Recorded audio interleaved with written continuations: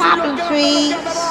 Ridicache, Thierry Duval-Destia, Ridicache, Franck Diva, Maharaja deuxième, Maharaja qui revient sur Ridicache, Maharaja les deux favoris, Ridicache, Infinity Foura, Ridicache, Franck Diva, Thierry Duval-Destia, Maharaja est deuxième, Olga Bilouette c'est troisième, Olivier Garcia quatrième, Quater cinquième. Bonjour à tous les amis, on se retrouve pour le quintet de samedi, direction l'hippodrome d'Anguin, le prix de la Porte d'Auteuil est l'événement du jour, un parcours de vitesse ouvert aux Européens, aux 6 à 10 ans, 14 partants, fermé à 325 000 €, quintet qui devrait sourire à ses favoris. Ce n'est pas le prix de l'Atlantique, dommage. Mercredi, quand j'ai fait la vidéo pour vendredi, il y avait encore 14 partants. Je me suis dit, ça va être un beau quintet. Du coup, plus que 12, donc ils l'ont labellisé Picot. Donc il y a quand même le live. On parlera du Picot et du quintet, bien évidemment. Nous, on démarre tout de suite la sélection.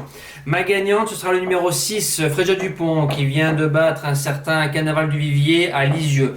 Une jument qui n'est pas encore à 100% de ses moyens. Elle a dû avoir des petits soucis de santé. Ça fait 18 mois que la jument, grosso modo, vu son niveau, ne prend pas d'argent. Elle a quand même couru avec les meilleurs juments de la génération.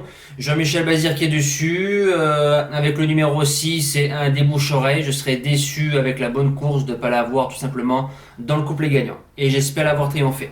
Deuxième base, le numéro 7, Wolwotalov, un cheval qui fait toutes ses courses, qui est dans la forme de sa vie depuis de nombreux mois. Si on prend ses 10 dernières courses, le cheval indistancement, sinon toujours dans les 5 ou 6 premiers, 2100, 2007, corde à gauche, corde à droite, une vraie mobilette.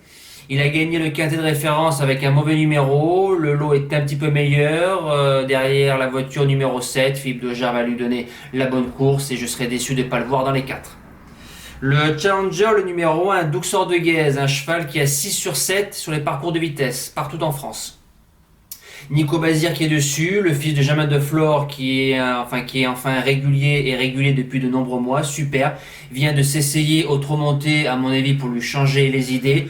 Nicolas Bazir avec le numéro 1, je pense qu'il va démarrer un petit peu pour pas se retrouver trop loin, il doit avoir sa place dans la bonne combinaison.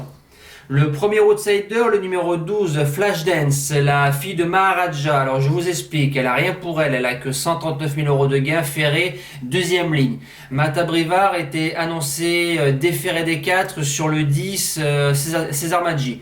Donc il a dû avoir le choix des drives, donc c'est quelque chose à savoir. Il lui manque de l'argent, mais je pense qu'elle a cette qualité pour bien faire. Elle reste ferrée, mais ça me dérange pas, parce que sur l'hippodrome de Lyon, j'ai tout vu côté corde. Elle avait beaucoup de gaz, elle monte forcément un petit peu de catégorie par rapport à ses gains, mais je me dis pour être 4-5e, ça peut casser des jeux.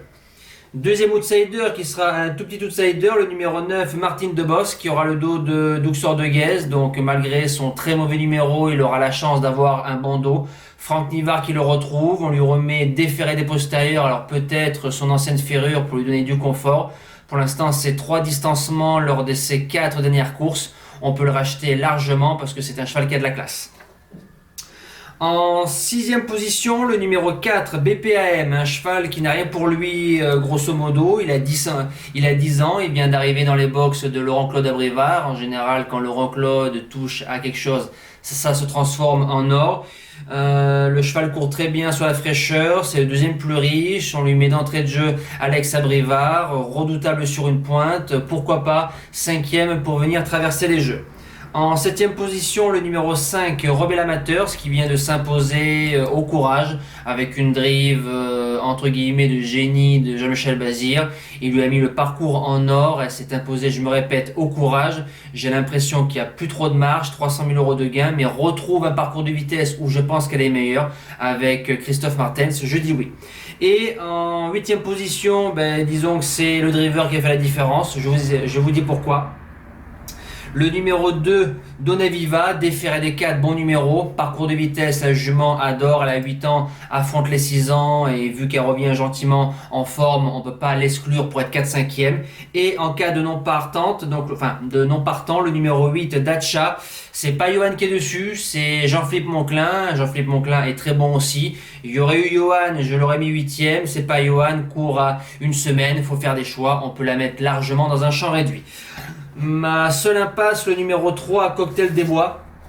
vient de marcher 14,5 sur un parcours de vitesse à Vincennes. J'ai l'impression que sa carrière est un petit peu derrière lui. Le voir figurer dans les 5 dans ce lot-là, je serais quand même très surpris.